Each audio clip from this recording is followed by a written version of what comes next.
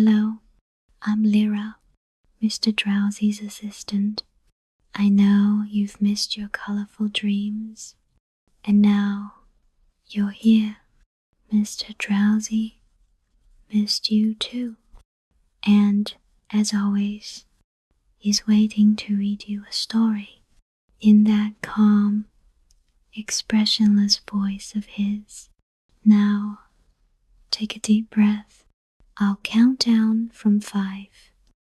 With each number, let your body soften and your thoughts drift away. 5, 4, 3, 2, 1.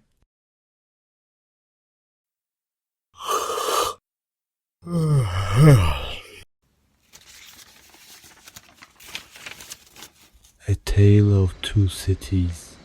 A Story of the French Revolution by Charles Dickens. Book the 2nd, The Golden Thread, Chapter 18.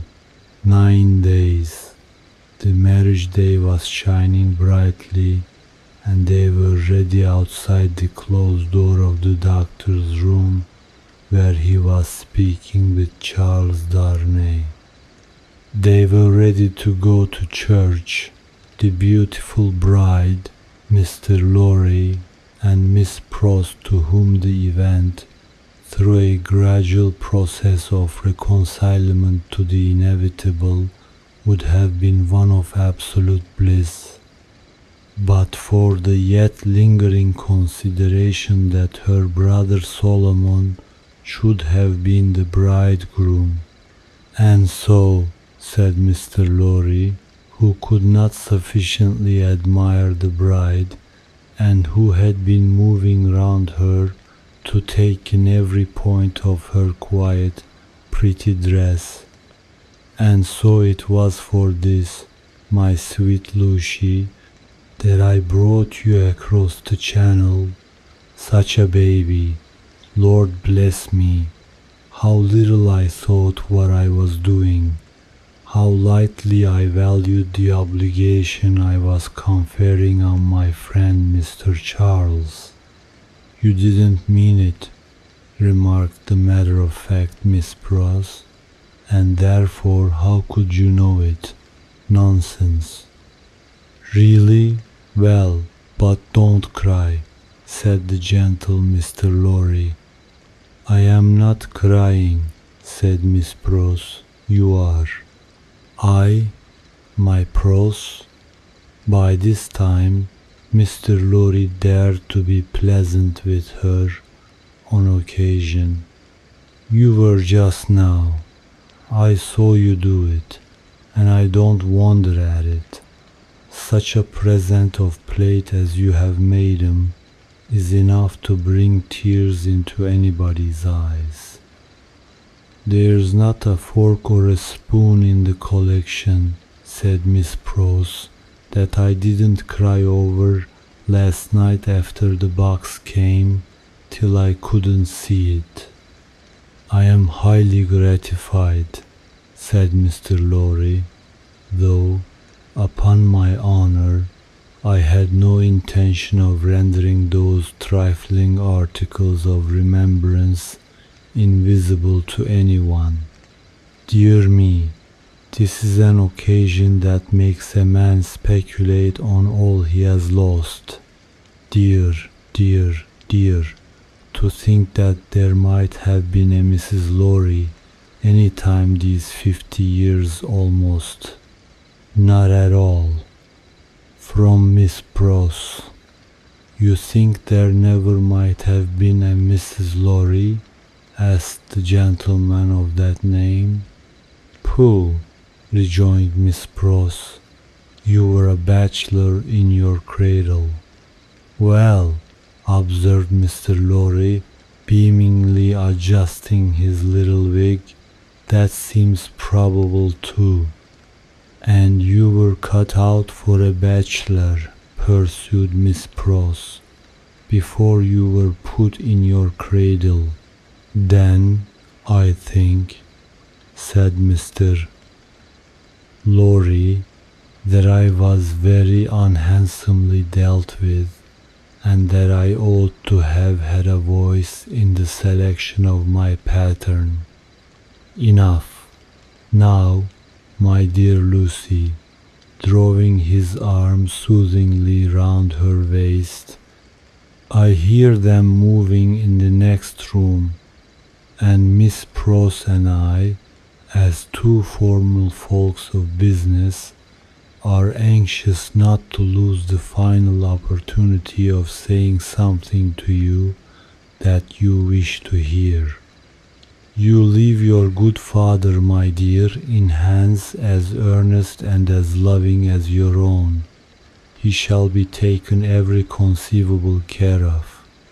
During the next fortnight, while you are in Warwickshire and thereabouts, even Tellson's shall go to the wall, comparatively speaking, before him. And when, at the fortnight's end, he comes to join you and your beloved husband on your other fortnight's trip in Wales, you shall say that we have sent him to you in the best health and in the happiest frame. Now I hear somebody's step coming to the door.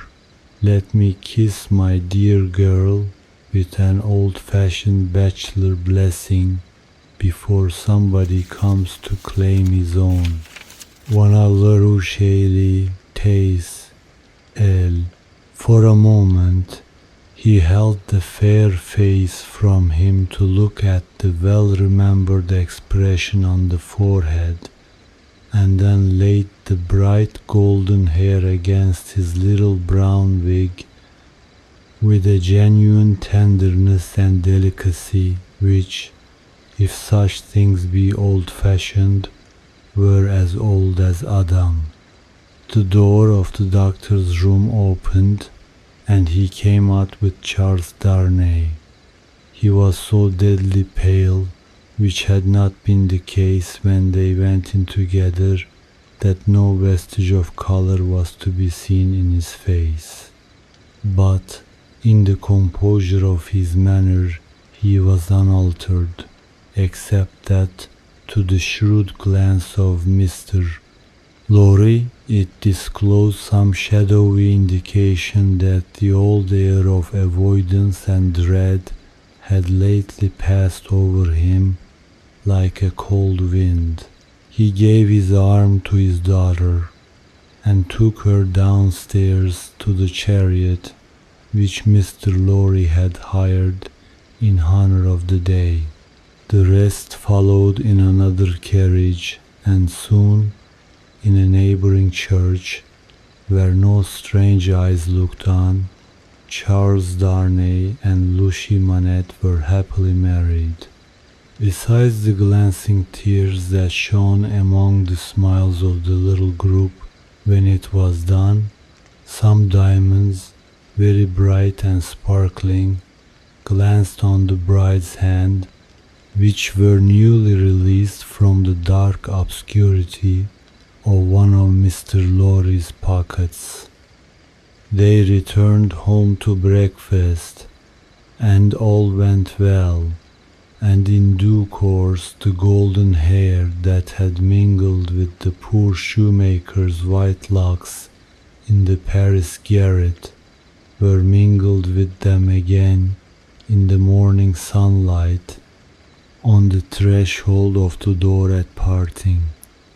It was a hard parting, though it was not for long, but her father cheered her and said at last, gently disengaging himself from her enfolding arms, "Take her, Charles, she is yours," and her agitated hand waved to them from a chaise window, and she was gone.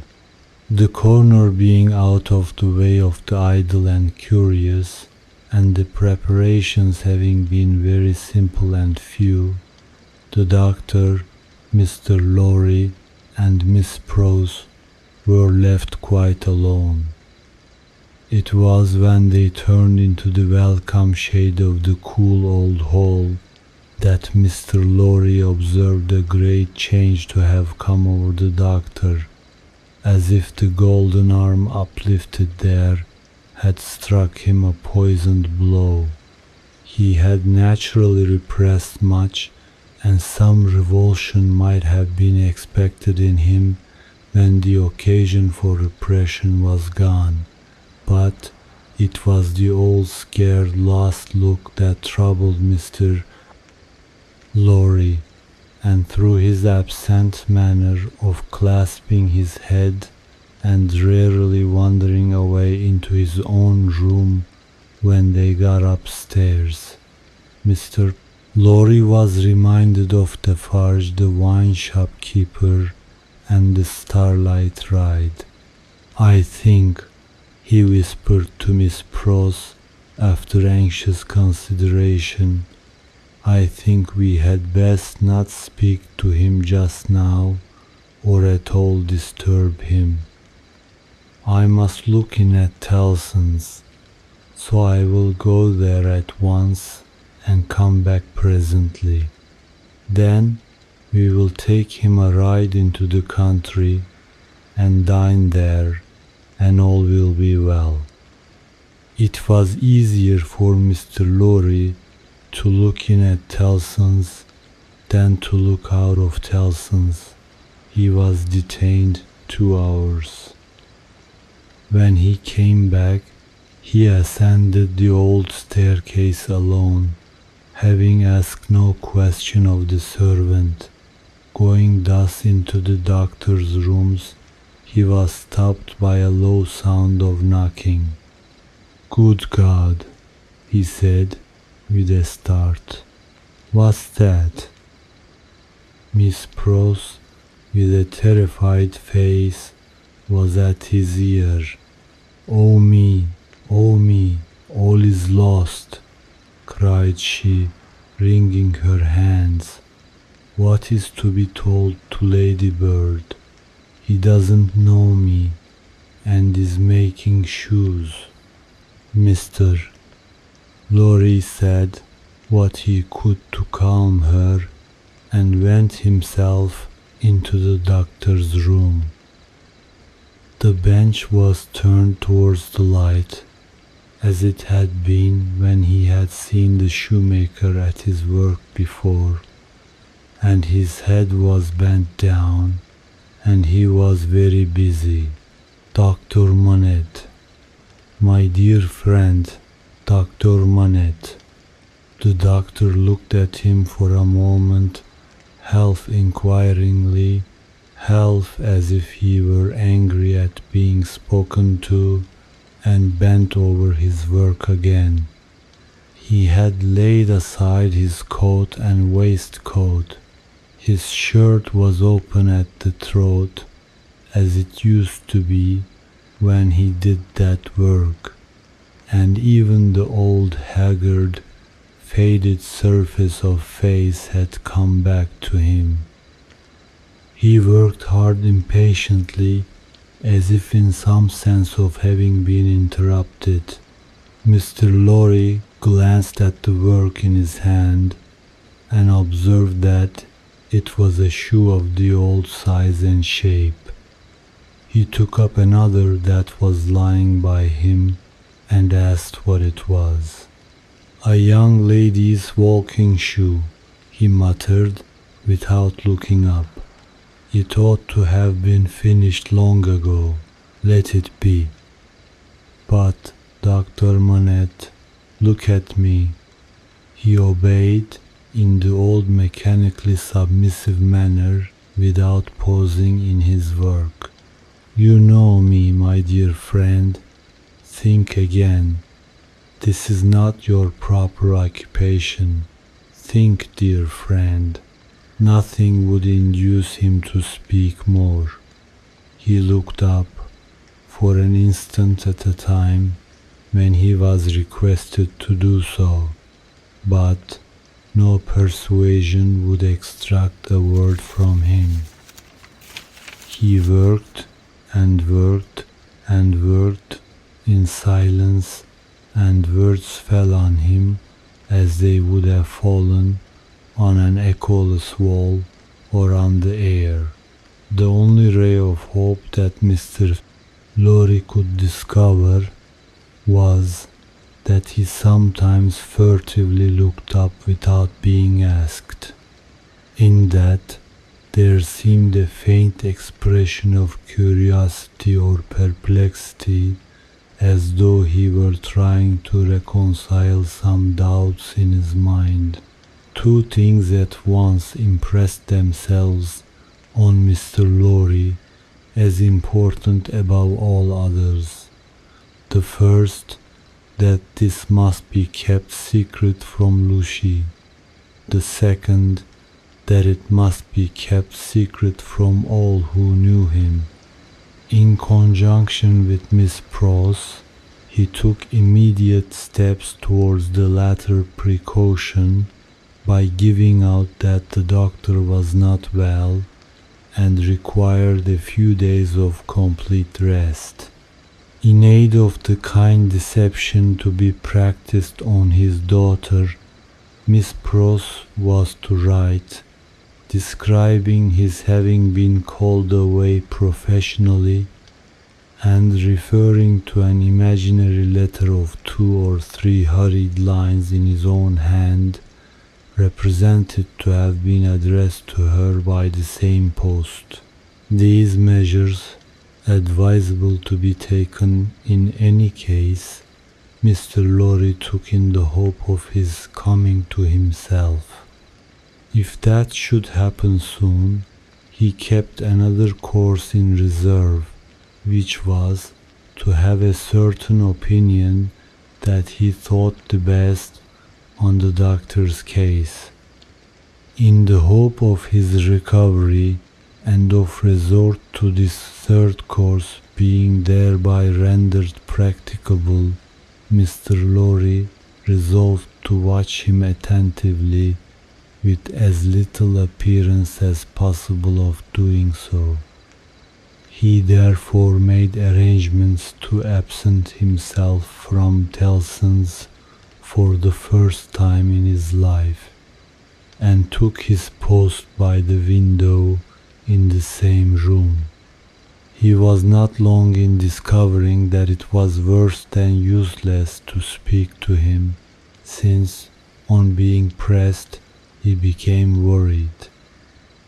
He abandoned that attempt on the first day, and resolved merely to keep himself always before him as a silent protest against the delusion into which he had fallen or was falling.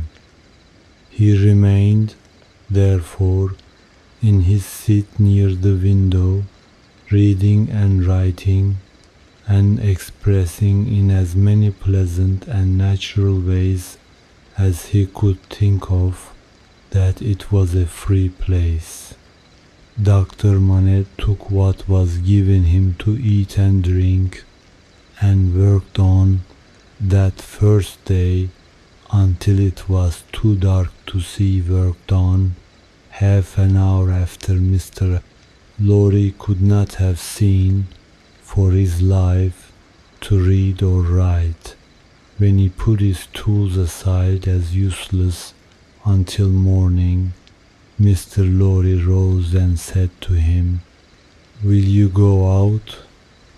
He looked down at the floor on either side of him in the old manner, looked up in the old manner, and repeated in the old low voice, "Out?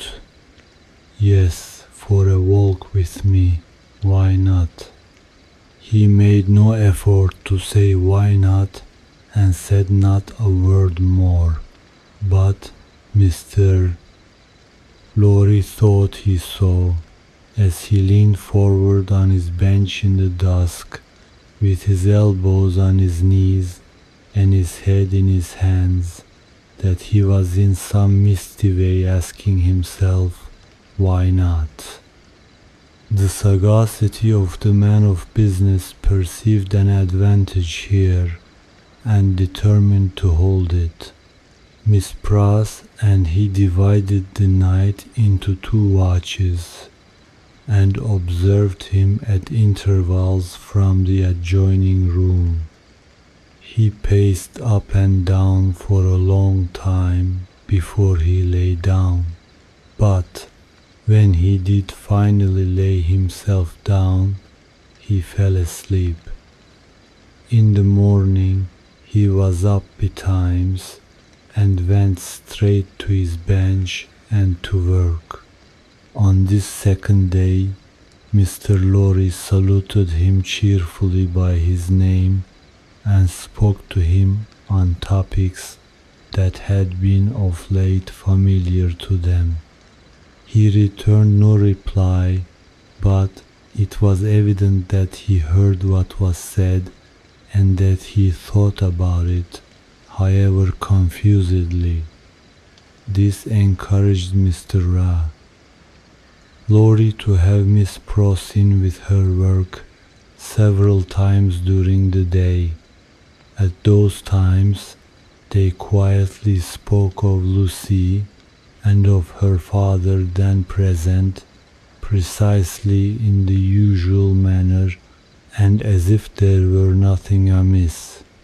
This was done without any demonstrative accompaniment, not long enough or often enough to harass him, and it lightened Mr.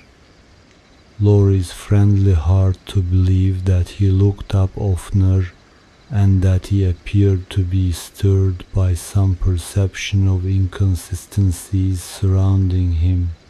When it fell dark again, Mr. Lorry asked him as before, "Dear doctor, will you go out?"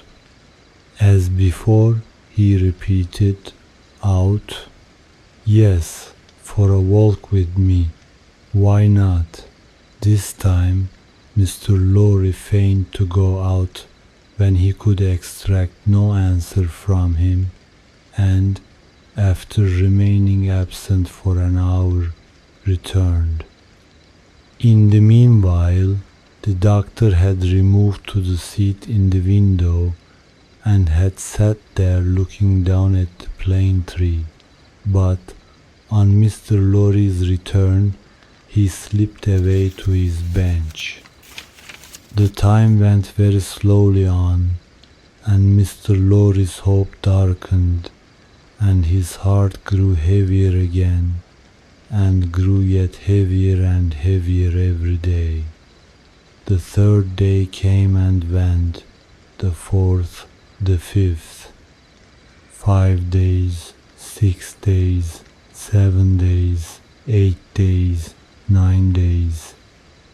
With a hope ever darkening, and with a heart always growing heavier and heavier, Mr. Lorry passed through this anxious time. The secret was well kept, and Lucy was unconscious and happy, but he could not fail to observe that the shoemaker, whose hand had been a little out at first, was growing dreadfully skilful, and that he had never been so intent on his work, and that his hands had never been so nimble and expert, as in the dusk of the 9th evening. Chapter 19. An Opinion. Worn out by anxious watching, Mr. Lorry fell asleep at his post. On the 10th morning of his suspense, he was startled by the shining of the sun into the room where a heavy slumber had overtaken him when it was dark night. He rubbed his eyes and roused himself, but he doubted, when he had done so, whether he was not still asleep. For, going to the door of the doctor's room and looking in, he perceived that the shoemaker's bench and tools were put aside again, and that the doctor himself sat reading at the window. He was in his usual morning dress, and his face, which Mr. Lorry could distinctly see, though still very pale, was calmly studious and attentive. Even when he had satisfied himself that he was awake, Mr. Lorry felt giddily uncertain for some few moments whether the late shoemaking might not be a disturbed dream of his own, for did not his eyes show him his friend before him in his accustomed clothing and aspect, and employed as usual, and was there any sign within their range that the change of which he had so strong an impression had actually happened? It was but the inquiry of his first confusion and astonishment, the answer being obvious. If the impression were not produced by a real corresponding and sufficient cause, how came he, Jarvis Lorry, there? How came he to have fallen asleep in his clothes on the sofa in Dr. Manette's consulting room, and to be debating these points outside the doctor's bedroom door in the early morning? Within a few minutes, Miss Pross stood whispering at his side. If he had had any particle of doubt left, her talk would of necessity have resolved it, but he was by that time clear-headed and had none. He advised that they should let the time go by until the regular breakfast hour, and should then meet the doctor as if nothing unusual had occurred. If he appeared to be in his customary state of mind, Mr. Lorry would then cautiously proceed to seek direction and guidance from the opinion he had been, in his anxiety, so anxious to obtain. Miss Pross, submitting herself to his judgment, the scheme was worked out with care. Having abundance of time for his usual methodical toilet, Mr. Lorry presented himself at the breakfast hour in his usual white linen and with his usual neat leg. The doctor was summoned in the usual way and came to breakfast. So far as it was possible to comprehend him, without overstepping those delicate and gradual approaches which Mr. Lorry felt to be the only safe advance, he had first supposed that his daughter's marriage had taken place yesterday, an incidental allusion, purposely thrown out, to the day of the week and the day of the month, set him thinking and counting, and evidently made him uneasy. In all other respects, however, he was so composedly himself that Mr. Lorry determined to have the aid he sought, and that aid was his own.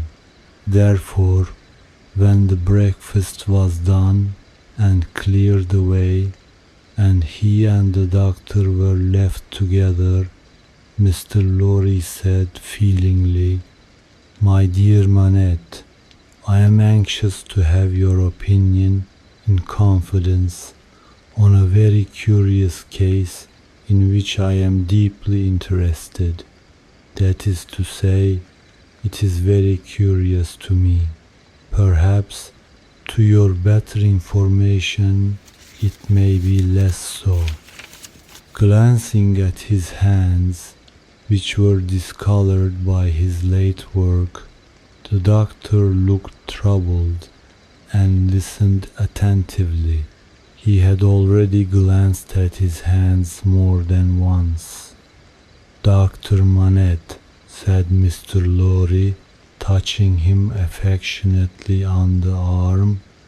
"The case is the case of a particularly dear friend of mine. Pray give your mind to it, and advise me well for his sake, and above all, for his daughters, my dear Manette." "If I understand," said the doctor in a subdued tone, "some mental shock?" "Yes." "Be explicit," said the doctor. "Spare no detail." Mr. Lorry saw that they understood one another, and proceeded. "My dear Manette, it is the case of an old and a prolonged shock, of great acuteness and severity to the affections, the feelings, as you express it, the mind. It is the case of a shock under which the sufferer was borne down. One cannot say for how long, because I believe he cannot calculate the time himself, and there are no other means of getting at it. It is the case of a shock from which the sufferer recovered by a process that he cannot trace himself, as I once heard him publicly relate in a striking manner. It is the case of a shock from which he has recovered so completely as to be a highly intelligent man, capable of close application of mind and great exertion of body, and of constantly making fresh additions to his stock of knowledge, which was already very large. But, unfortunately, there has been that." He paused and took a deep breath. "A slight relapse." The doctor, in a low voice, asked, "Of how long duration?" 9 days and nights." "How did it show itself?" I infer, glancing at his hands again. "In the resumption of some old pursuit connected with the shock. That is the fact." "A.B. for time. Now, did you ever see him?" asked the doctor, distinctly and collectedly, though in the same low voice, "engaged in that pursuit originally?" "Once." "And when the relapse fell on him, was he in most respects or in all respects as he was then?" "I think in all respects." "You spoke of his daughter. Does his daughter know of the relapse?" "No, it has been kept from her, and I hope will always be kept from her. It is known only to myself and to one other who may be trusted." The doctor grasped his hand and murmured, "That was very kind, that was very thoughtful." Mr. Lorry grasped his hand in return, and neither of the two spoke for a little while. "Now, my dear Manette," said Mr. Lorry at length, in his most considerate and most affectionate way, "I am a mere man of business, and unfit to cope with such intricate and difficult matters. I do not possess the kind of information necessary. I do not possess the kind of intelligence. I want guiding. There is no man in this world on whom I could so rely for right guidance as on you. Tell me, how does this relapse come about? Is there danger of another? Could a repetition of it be prevented? How should a repetition of it be treated? How does it come about at all? What can I do for my friend? No man ever can have been more desirous in his heart to serve a friend than I am to serve mine, if I knew how. But I don't know how to originate in such a case. If your sagacity, knowledge, and experience could put me on the right track, I might be able to do so much.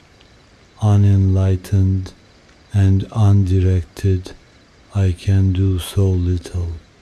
Pray discuss it with me. Pray enable me to see it a little more clearly, and teach me how to be a little more useful. Estiniteau. Dr. Manette sat meditating after these earnest words were spoken, and Mr. Lorry did not press him.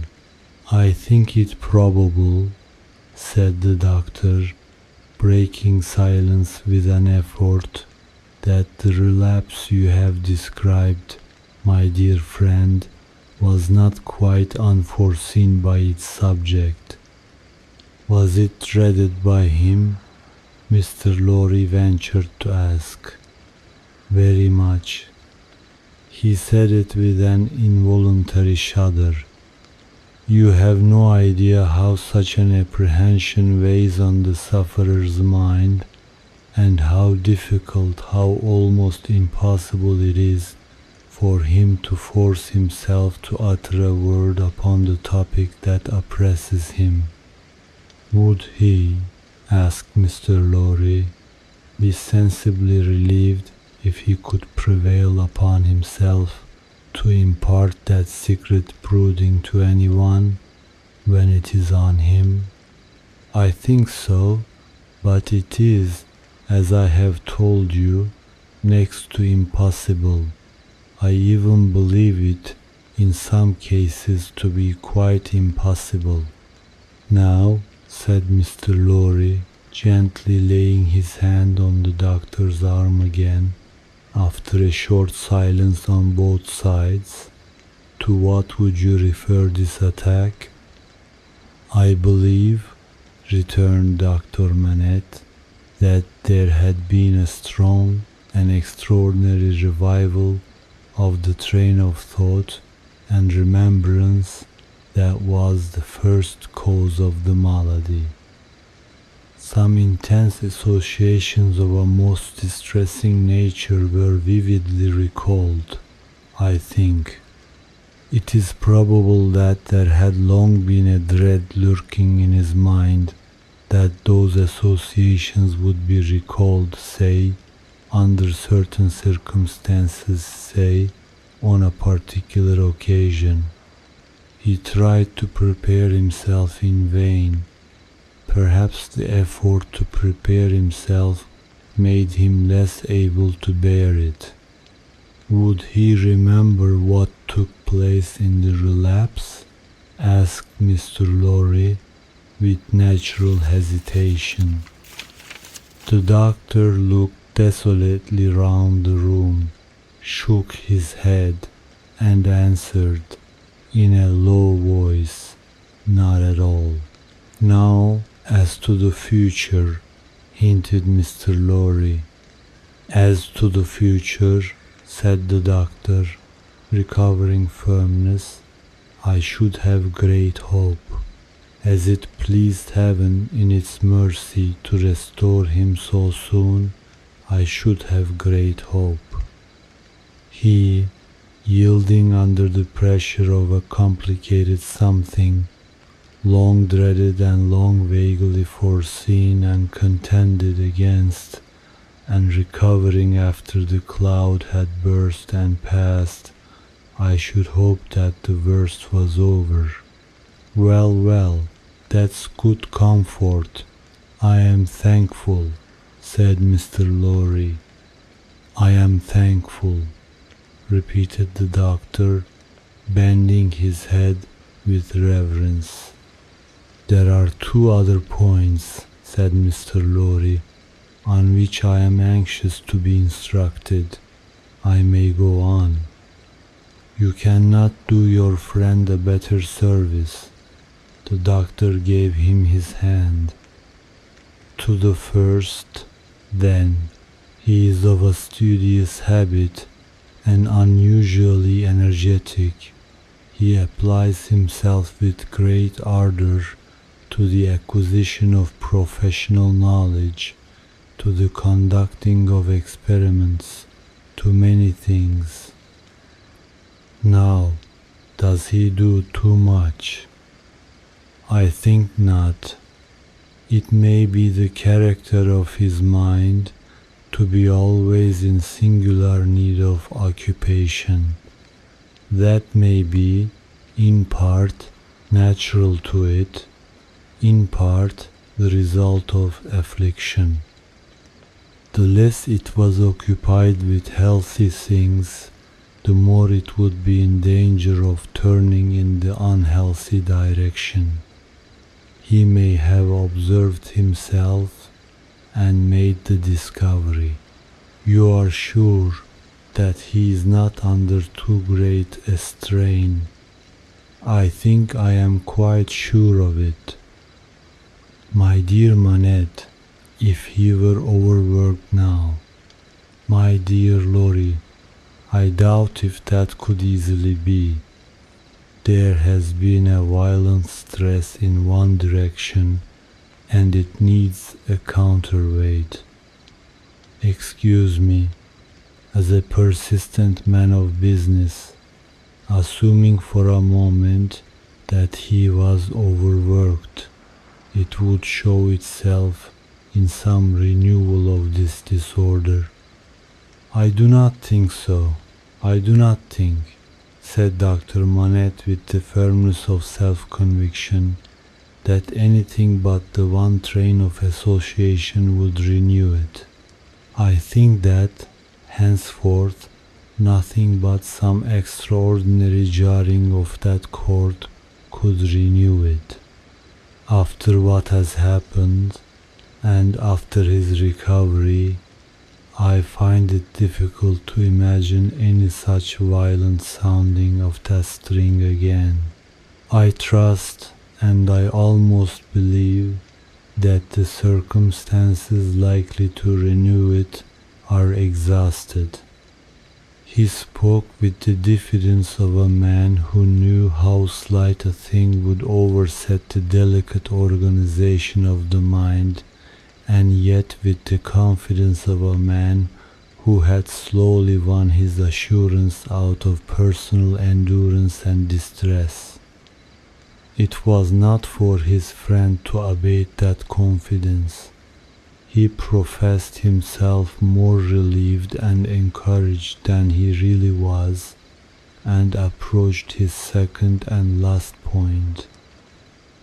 He felt it to be the most difficult of all, but remembering his old Sunday morning conversation with Miss Pross, and remembering what he had seen in the last 9 days, he knew that he must face it. The occupation resumed under the influence of this passing affliction so happily recovered from, said Mr. Lorry, clearing his throat. We will call blacksmith's work blacksmith's work. We will say, to put a case and for the sake of illustration, that he had been used in his bad time to work at a little forge. We will say that he was unexpectedly found at his forge again. Is it not a pity that he should keep it by him? The doctor shaded his forehead with his hand and beat his foot nervously on the ground. He has always kept it by him, said Mr. Lorry, with an anxious look at his friend. Now, would it not be better that he should let it go? Still, the doctor, with shaded forehead, beat his foot nervously on the ground. You do not find it easy to advise me, said Mr. Lorry. I quite understand it to be a nice question, and yet I think, and there he shook his head and stopped. You see, said Dr. Manette, turning to him after an uneasy pause, it is very hard to explain consistently the innermost workings of this poor man's mind. He once yearned so frightfully for that occupation, and it was so welcome when it came. No doubt it relieved his pain so much by substituting the perplexity of the fingers for the perplexity of the brain, and by substituting, as he became more practiced, the ingenuity of the hands for the ingenuity of the mental torture, that he has never been able to bear the thought of putting it quite out of his reach. Even now, when I believe he is more hopeful of himself than he has ever been, and even speaks of himself with a kind of confidence, the idea that he might need that old employment and not find it gives him a sudden sense of terror, like that which one may fancy strikes to the heart of a lost child. He looked like his illustration as he raised his eyes to Mr. Lorry's face. But may not mind. I ask for information as a plodding man of business who only deals with such material objects as guineas, shillings, and banknotes. May not the retention of the thing involve the retention of the idea? If the thing were gone, my dear Manette, might not the fear go with it? In short, is it not a concession to the misgiving to keep the forge? There was another silence. You see too, said the doctor, tremulously, it is such an old companion. I would not keep it, said Mr. Lorry, shaking his head, for he gained in firmness as he saw the doctor disquieted. I would recommend him to sacrifice it. I only want your authority. I am sure it does no good. Come, give me your authority, like a dear good man, for his daughter's sake, my dear Manette. Very strange to see what a struggle there was within him. In her name, then, let it be done. I sanction it. But I would not take it away while he was present. Let it be removed when he is not there. Let him miss his old companion after an absence. Mr. Lorry readily engaged for that, and the conference was ended. They passed the day in the country, and the doctor was quite restored. On the 3 following days he remained perfectly well, and on the 14th day he went away to join Lucy and her husband. The precaution that had been taken to account for his silence, Mr. Lorry had previously explained to him, and he had written to Lucy in accordance with it, and she had no suspicions. On the night of the day on which he left the house, Mr. Lorry went into his room with a chopper, saw, chisel, and hammer, attended by Miss Pross carrying a light. There, with closed doors, and in a mysterious and guilty manner, Mr. Lorry hacked the shoemaker's bench to pieces, while Miss Pross held the candle as if she were assisting at a murder for which, indeed, in her grimness, she was no unsuitable figure. The burning of the body, previously reduced to pieces convenient for the purpose, was commenced without delay in the kitchen fire, and the tools, shoes, and leather were buried in the garden. So wicked do destruction and secrecy appear to honest minds, that Mr. Lorry and Miss Pross, while engaged in the commission of their deed and in the removal of its traces, almost felt and almost looked like accomplices in a horrible crime.